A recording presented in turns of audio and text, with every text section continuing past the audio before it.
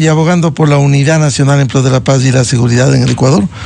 Queremos dar la bienvenida en la revista de Opinión Democracia al economista Daniel Legarda, exministro de Producción y Comercio Exterior, consultor internacional.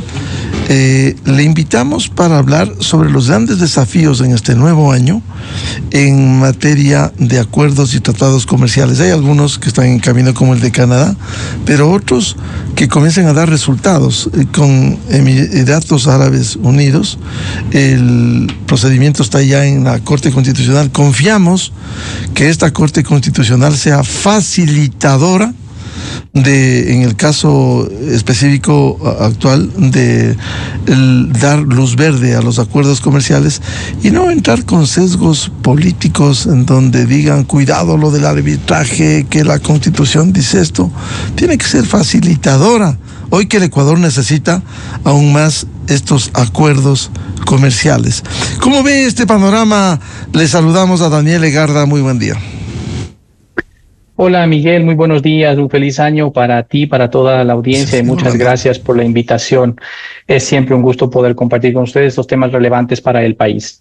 Mira, en los últimos años, no solo este último, sino ya por varios años hemos tenido un comercio exterior del país que aporta al crecimiento, que en términos generales se encuentra en buena salud y que también ha estado un poco alentado por las condiciones internacionales. A pesar de los conflictos internacionales, se ha mostrado cierta resiliencia, siguen creciendo las exportaciones, se recuperaron también las importaciones, productos de mayor consumo el año anterior. Entonces, en términos generales, el comercio exterior muestra índices favorables, ha mostrado índices favorables para el país, y en el año anterior, 2025, esperamos que las exportaciones cierren en alrededor de un 8% adicional totales. Recordemos que aquí tuvimos una caída del petróleo. Si sacamos las petroleras, estamos hablando de que cerraremos con un crecimiento de las exportaciones no petroleras en el orden del 17-18%, que es sumamente destacable.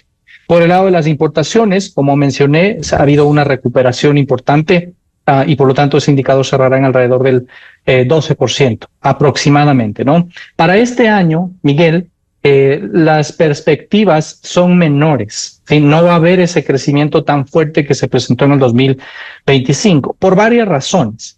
Primero, porque el Ecuador va a crecer menos, la economía va a crecer menos. Eso va a significar también un impacto directo en el comercio. No quiero decir que va a decrecer, va a ser positivo, pero no va a ser, me atrevo a decir que no estará en los 2 dígitos de crecimiento del comercio exterior, sino en uno solo, alrededor del 8-9% aproximadamente, ¿sí?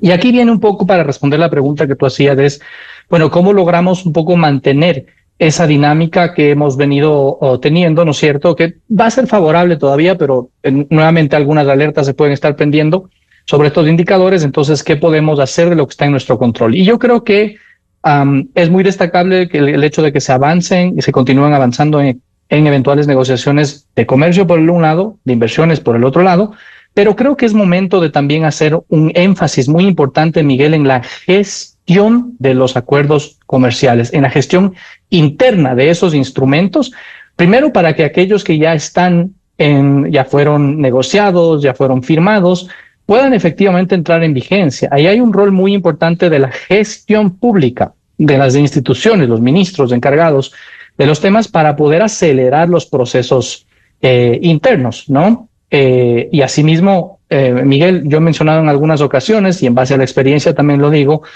el seguimiento, la implementación y más aún la puesta en vigencia de los acuerdos comerciales es igual o más importante que la negociación. De ahí que resalto el hecho de que es necesario hacer un énfasis mayor en la gestión interna de esos acuerdos para su ratificación, aprobación, los procesos internos como tal, que veo como necesarios. Insisto, para poder de alguna forma adelantarse a estas alertas de la que la coyuntura está presentando en el mercado internacional, que nos dice, el mercado va a seguir creciendo, Ecuador se ha comportado bastante bien en el mercado internacional, pero este año hay algunas alertas por las cuales ese crecimiento no va a ser de 2 dígitos, sino que será un crecimiento más moderado.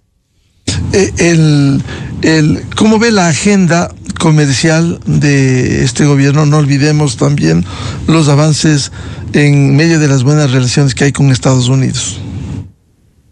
Miguel, vamos por partes en ese sentido ahí.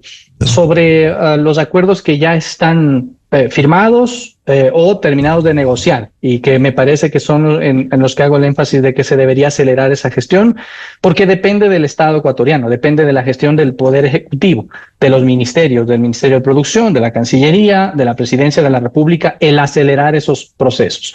Ahí tenemos Corea del Sur, ¿no es cierto? En eso me parece que hay un trabajo importante para poder hacer la gestión en la Corte Constitucional y posteriormente en la Asamblea Nacional. Es decir, si bien es la Corte la que tiene que ahora llevar a cabo el debate y demás, hay un trabajo importante que deben llevar a cabo las autoridades y que se debe realizar en ese sentido. Lo propio con Canadá, que es un acuerdo comercial que se ha pasado ya un año desde que se anunció su cierre, Miguel, pero no hemos sabido más sobre el avance en términos de la firma.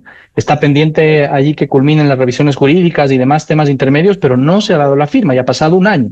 Yo creo que aquí es muy importante llamar la atención sobre esa gestión importante porque es de beneficio para el país y porque además, como se dice en términos políticos, es una cosecha temprana, es un tema relativamente fácil que está ahí para poderlo llevar adelante. Sí, por otro lado, hemos conocido que se han llevado a cabo 3 rondas de negociaciones para un acuerdo comercial con Emiratos Árabes Unidos. Me parece que siempre va a aportar eso también y esperemos que eso pueda tener buenos resultados igualmente. Ahí en la agenda entiendo que hay otros temas como por ejemplo un acuerdo con Panamá. Sin embargo, ahí es en donde resalto nuevamente, Miguel, la necesidad de fortalecer la gestión. Si es que las autoridades de gobierno, si es que el sector privado no está pendiente de esa gestión, de esa agenda, ¿no es cierto? Las cosas no se dan por sí solas. Hay que trabajarlas un poco más. Entonces, creo que hay espacio para poder hacerlas, pero deberá reforzarse la gestión, lo vuelvo a resaltar. Y en el caso particular de Estados Unidos, por eso lo he separado, Miguel, estamos pendientes de conocer cuál va a ser el resultado de la negociación de este acuerdo recíproco que fue anunciado alrededor de noviembre, mediados de noviembre del 2025, y que hemos esperado para conocer un poco más los detalles de esos anuncios. Eso va a ser muy relevante conocer esos resultados y en función de esos resultados poder tener una evaluación más profunda. Miguel, aquí hay algunos temas, por un lado positivos, que son productos de la canasta exportable de Ecuador que podrían reducir esa sobretasa arancelaria que Estados Unidos impuso desde abril del año anterior, como por ejemplo camarón, como por ejemplo las rosas particularmente y otros productos, ¿no es cierto?, que están ahí en ese pendiente. Esperemos que efectivamente eso pueda darse, eso va a ser positivo para el lado de las exportaciones. Pero también hay algunos temas que se deben analizar alrededor de cuáles fueron los compromisos que Ecuador ha asumido allí. Vamos a reducir aranceles a Estados Unidos, cómo se va a trabajar eso en relación a otros socios comerciales y la famosa cláusula de nación más favorecida frente a nuestros compromisos internacionales. ¿Qué más se ha comprometido el Ecuador, sobre todo en productos agrícolas en ese sentido, que pueden tener algún tipo de sensibilidad?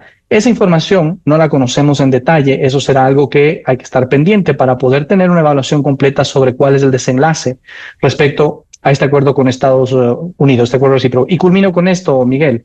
Frente a Estados Unidos también, es muy importante tener en cuenta que entre este viernes aproximadamente o los próximos días, los primeros días de la siguiente semana, tendremos seguramente un anuncio de la Corte de Comercio de Estados Unidos respecto a el instrumento que el presidente Trump ha utilizado para imponer estos aranceles.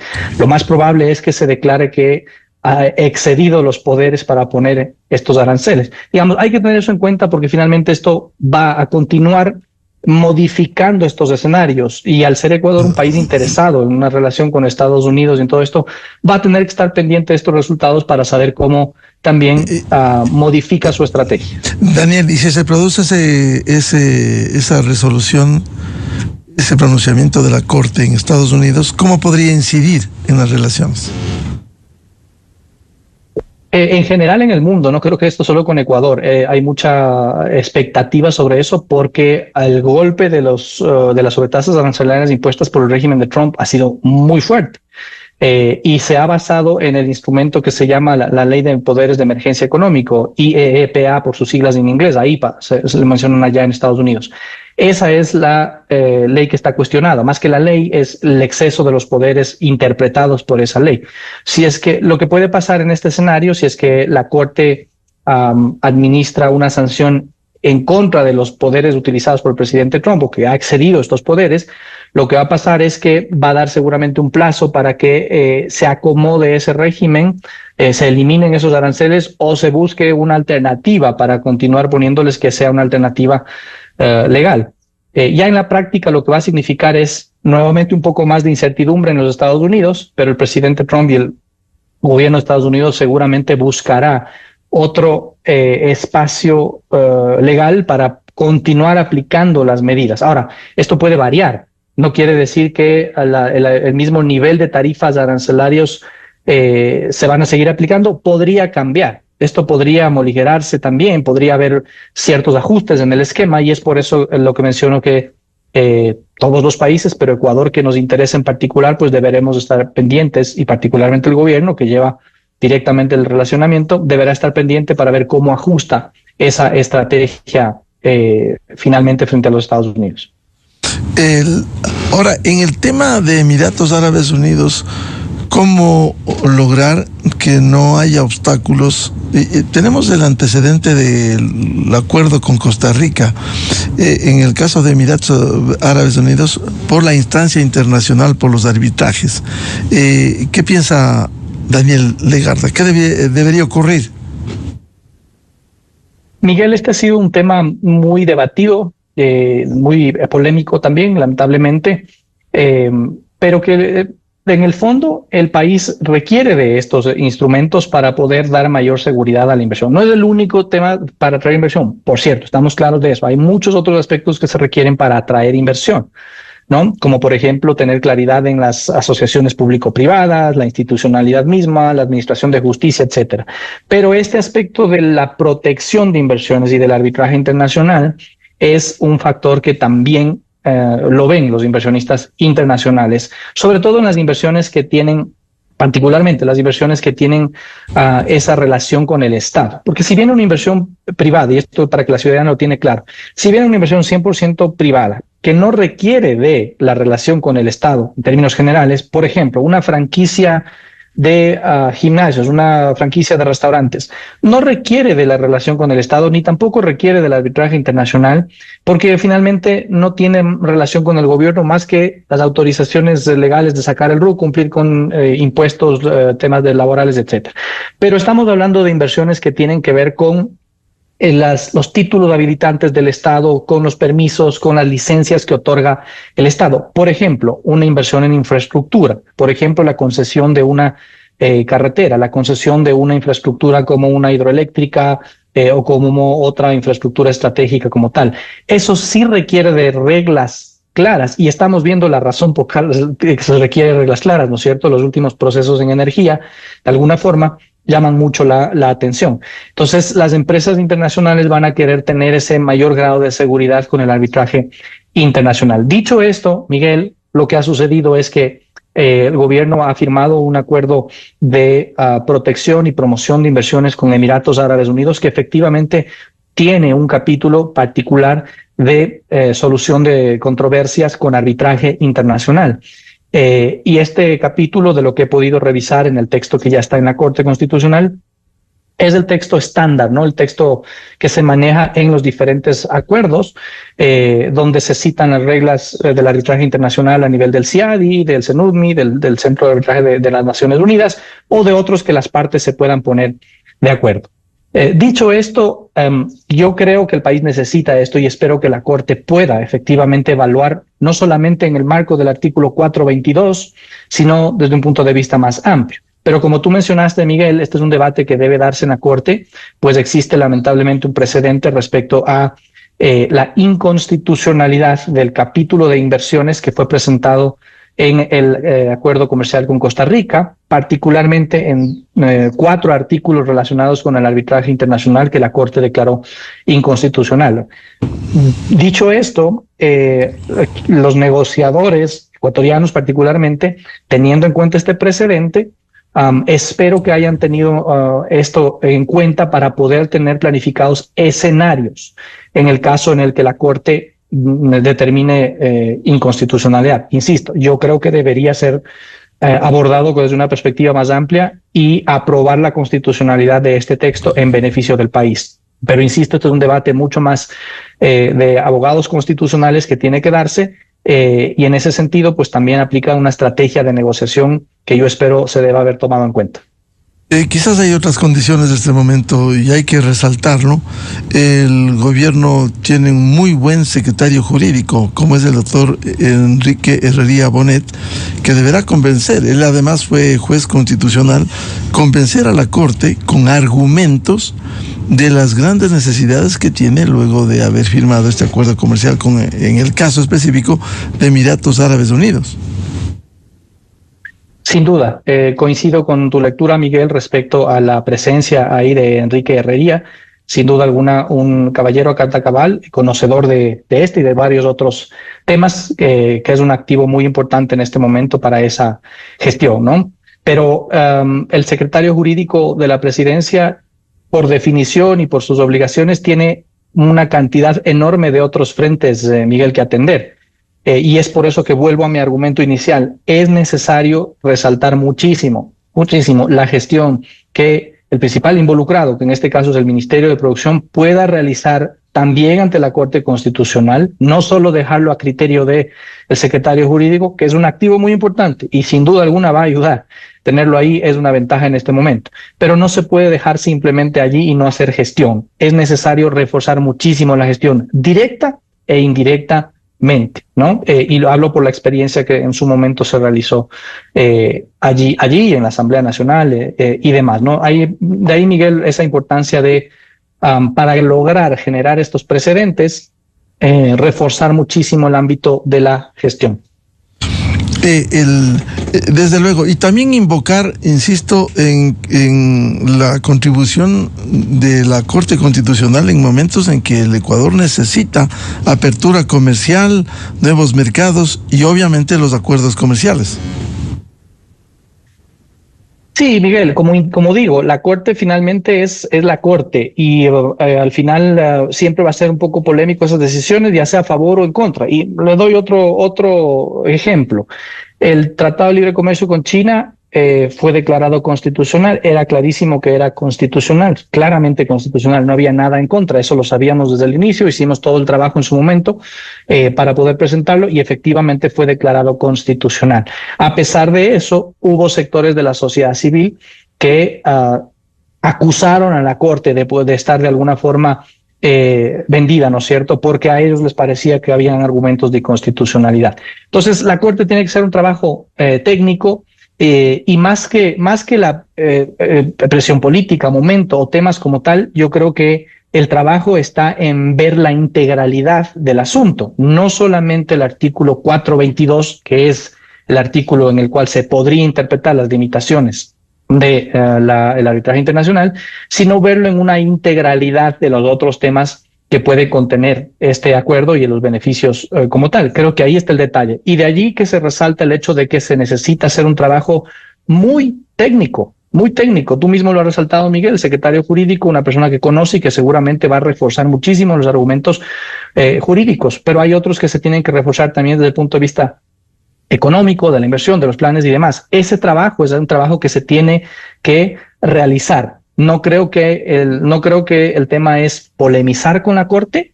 No, yo estoy en desacuerdo con lo que hemos visto en relación a estos fallos de la Corte y cómo el gobierno ha actuado polemizando con la Corte. Yo no estoy de acuerdo con eso. Se puede manifestar no estar de acuerdo. Evidentemente que sí, eso es legítimo. Pero no polemizar de la forma como se lo ha hecho. Creo que hay un trabajo previo, técnico, que se debe realizar para evitar justamente este tipo de o para más bien conseguir que este tipo de gestiones lleguen a buen puerto. Lo importante es que esto redunde en beneficio del país y se avance en acuerdos comerciales. ¿Qué otros desafíos tiene el Ecuador este año en este campo, Daniel? Bueno, Miguel, como me refería al inicio, tuvimos un año, un 2025 bastante bueno, los indicadores positivos, como yo decía, y en este año en comercio internacional todavía vamos a ver positivos, pero menores, sí, va a ser un crecimiento menor. De hecho, en las propias proyecciones que tiene el Banco Central, que se han presentado en el Presupuesto General del Estado, en la proforma presupuestaria que aprobó la Asamblea, las previsiones allí ya son más bajas, ¿no? De hecho, si incluimos al petróleo, se ve un decrecimiento de las exportaciones del orden del 2%, un decrecimiento de las importaciones del orden del 3-4% también. Y estos son cifras de la propia estimación del Gobierno Nacional, a través del Banco Central y Ministerio de Economía y Finanzas, ¿no? Si sacamos al petróleo, las cifras van a ser positivas, pero ya menores igualmente también. Ahí el escenario advierte que será un crecimiento alrededor del 4 o 5%. Yo personalmente creo que será mayor. En las exportaciones no petroleras se podrá crecer a un 8 o 9%, pero para eso se requiere de varios temas, Miguel, como ya hemos mencionado, ¿no?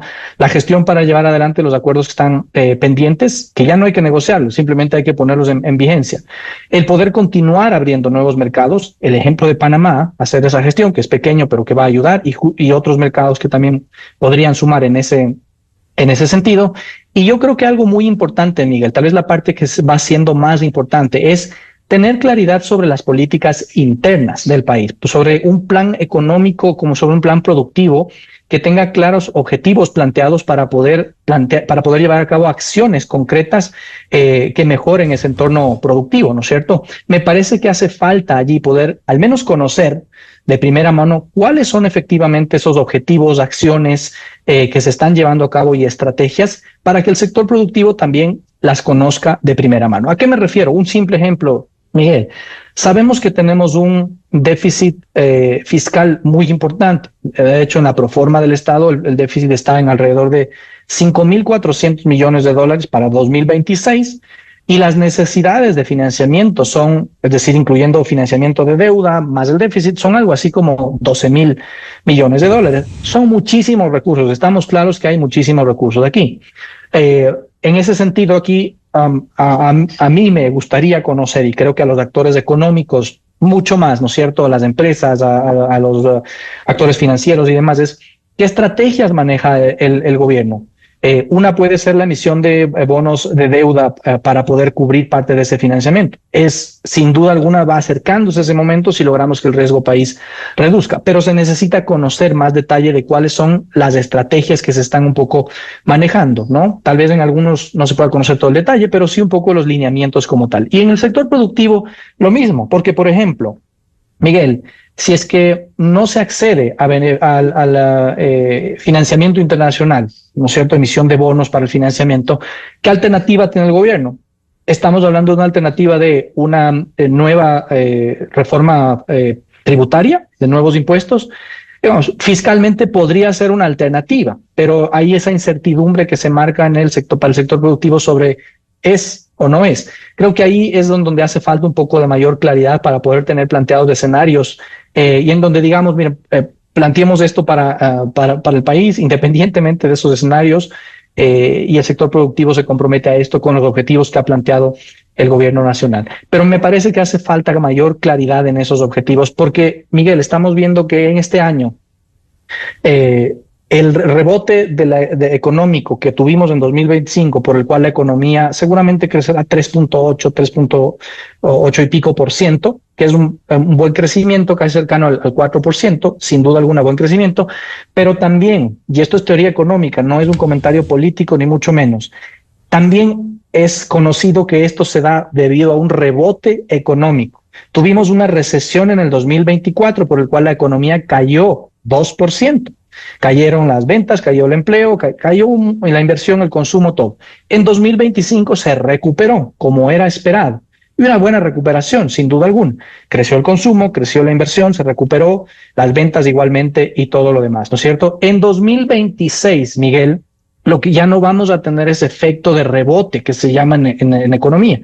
Lo que vamos a tener es ya un poco más despejado ese escenario con una realidad económica como tal. Por eso la expectativa de crecimiento del propio Banco Central es menor, es de 1.8 4%. Esto amerita entonces tener mayor claridad en los planes y en las propuestas económicas y productivas para poder, ojalá, tener ese crecimiento y incluso mejorarlo.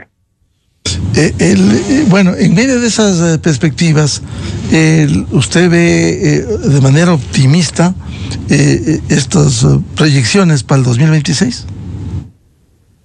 Miguel, creo que hay que ser cautos como siempre y los economistas de alguna forma pecamos un poco de eso también, ¿sí? Hay factores para ser optimista, hay factores para ser cautos y siempre hay que tener en cuenta todos. Como temas positivos, yo pongo la resiliencia de nuestro sector externo, que sin duda alguna ha brindado crecimiento de las exportaciones, ha generado estos outcomes positivos y va a seguir estando allí, en menor medida, pero va a seguir estando allí. Temas positivos que pueden este año también, si es que hay mayor claridad, jalonar el crecimiento, inversión particularmente en minería, ¿no es cierto? Si hacemos un trabajo para dar mayor claridad a las inversiones mineras, de pronto revisar esa tasa minera y demás, creo que esas inversiones pueden tener un mejor desempeño del que está estimado y eso va a jalonar hacia arriba el crecimiento. El consumo yo lo veo que está bien, ha venido bien luego de esa recuperación, como dije, 24-25. Si bien este año crecerá un poco menos, de pronto es una variable que también va a aportar a ese crecimiento. ¿Cuáles son, en cambio, las preocupaciones, Miguel? Crisis energética, yo lo pondría casi entre los primeros lugares, ¿no es cierto? Porque nuevamente hay incertidumbre, me parece que los mensajes del gobierno no son claros en torno a cómo estamos y cuáles son particularmente las gestiones que se están llevando a cabo. ¿En qué tiempo para poder tener esa energía? Han habido sin duda avances positivos, pero creo que las brechas todavía siguen siendo mayores para poder tener un abastecimiento de energía adecuado para las... Y Miguel, en esto hay que ser claros, hablamos del sector productivo. Sí, el sector productivo es el que más está preocupado de esto, porque sabe que si es que hay una falta de energía, falta de agua en las hidroeléctricas y demás, al primero que le van a cortar la energía, lamentablemente, es al sector productivo, a las industrias. Entonces, ahí hay una preocupación muy grande, ¿sí? Y por eso digo, lo pondría casi entre los primeros lugares, y hay que eso también. Otro tema que preocupa, sin duda alguna, la seguridad, y dependiendo de cómo eso se va desenvolviendo, puede o no afectar también el crecimiento económico del país. Entonces son algunos de los factores por los cuales tener un poco de balance, ¿no? Lo que hay que hacer en la gestión pública como tal es profundizar los factores positivos o lograr que se ejecuten en el menor tiempo posible y gestionar los factores que pueden ser de riesgo, como los que he mencionado, ¿no? Ahora, en el tema, volviendo al tema de Estados Unidos, ¿usted ve también decisiones que pudieran, más allá del tema aranceles, profundizar la relación comercial? Miguel, puede sonar algo polémico, pero creo que con Estados Unidos, digamos, siempre hay que empezar por mencionar, siempre va a ser necesario tener una buena relación con Estados Unidos, una muy buena relación con Estados Unidos, porque está en los intereses de nuestro país. Pero dicho esto, como decía, puede sonar algo polémico, pero yo no soy tan optimista de los resultados que puedan darse de toda esta gestión al final del día. Y no lo digo por Ecuador en particular, sino por el contexto que Estados Unidos está imponiendo, porque las perspectivas detrás de esto no me abren mucho espacio para poder decir vamos a crecer, va a seguir creciendo mucho más en exportaciones como tal, a diversificar nuestras exportaciones. Veo muy difícil porque Estados Unidos está imponiendo una política completamente distinta, es una política proteccionista, es una política que impone estos aranceles, en mi criterio, ilegales, y negocia esos aranceles ilegales, ¿no es cierto? Entonces, lo que se va a lograr tener en el mejor de los casos será reducir una parte de estos aranceles, va a ser positivo para esas exportaciones en particular, sin duda, pero en el contexto general vamos a ver un poco cuál es el desempeño que se pueda dar. No veo un acuerdo comercial en el corto ni en el mediano plazo, no en el régimen Trump al menos, y esto no es por la gestión de Ecuador, sino nuevamente por la política de que los Estados Unidos está teniendo en cuenta. Dicho esto, entonces, lo que debemos reforzar aquí, y eso es parte de la gestión pública, pero también privada, lo hemos repetido en algunas ocasiones también en estos micrófonos, Miguel, es diversificar mercados, no dejar de estar atentos de lo que pueda pasar con Estados Unidos y efectivamente gestionar ese mercado, tener buena relación, pero procurar continuar con esta diversificación de mercados que sí se ha venido haciendo. ¿no? El peso relativo de Estados Unidos en el total de exportaciones de Ecuador es menor a lo que era hace 10 años atrás o más. Pero claro, Estados Unidos sigue siendo el mercado donde más productos enviamos. Entonces hay que hacer una gestión para poder ver qué otros mercados pueden ser útiles para algunos productos. Y voy a poner un ejemplo simple, fuera de los productos tradicionales, Miguel. Banano se va a seguir vendiendo en Estados Unidos, además que el arancel ya bajó a cero, lo propio con cacao. Pero vamos a otra oferta exportable que también es importante para el Ecuador, la oferta no tradicional industrial. Y pongo el ejemplo de transformadores eléctricos, ¿sí? Esta es una empresa importante que está en el centro del país, en la ciudad de Ambato, y exporta transformadores eléctricos, ¿sí? De muy buena calidad en un segmento específico de capacidades. Y su principal mercado es Estados Unidos, ¿sí? Para esta empresa en particular, no se percibe una reducción de la sobretasa arancelaria en el mercado con las gestiones que se están realizando. ¿Cuál es entonces la estrategia que debe aplicar a esta empresa y como esta, muchas otras es, además de gestionar ese mercado para ver qué se puede hacer, mejorar precios, lo que fuere, es gestionar también esa diversificación de mercados. Siguiendo el ejemplo de esta empresa, puede ser útil, por ejemplo, profundizar esa presencia en mercados centroamericanos. Con Costa Rica ya existe un acuerdo, Panamá puede ser interesante, pero se necesita también la ayuda de este eventual acuerdo y otros países en la región. Canadá, que tiene un perfil de consumo similar al americano, puede ser también interesante, pero nuevamente se necesita que entre en vigencia, primero que se termine de firmar ese acuerdo comercial y que entre en vigencia. Todo esto es parte de esa diversificación que se ve necesaria, sin dejar de decir que hay que continuar teniendo una buena relación con Estados Unidos y administrando un poco esta incertidumbre que genera estos aranceles recíprocos. Pero nuevamente hay que ver el panorama más amplio. Bien, como siempre, muchas gracias a Daniel Legarda, ex ministro de la Producción, y le comprometo a seguir hablando este año porque es tan importante el abrir mercados para el Ecuador en las condiciones que estamos, con un mercado en lo petrolero deprimido, caída de la producción, y la apertura a los productos no petroleros que son fundamentales e importantes para el Ecuador. Daniel, muy amable por ilustrarnos en estos temas. Miguel, siempre un gusto, un cordial saludo. Muchas gracias, muy buen día. Con esto cerramos la jornada de entrevistas y debates, la opinión diversa y libre en la revista de Opinión Democracia. Ya viene en Exa FM el show de la papaya y la opinión de Álvaro Rosero León. De mi parte les deseo un feliz jueves a todos, a los miles de seguidores de la revista de Opinión Democracia. Muy buen día, felicidades. La revista de Opinión Democracia, buscando la verdad en todas partes. Esto es Exa Informa. Exa Informa por Exa FM. Síguenos. El presidente de Colombia, Gustavo Petro, ha confirmado también que habló telefónicamente con el mandatario de los Estados Unidos.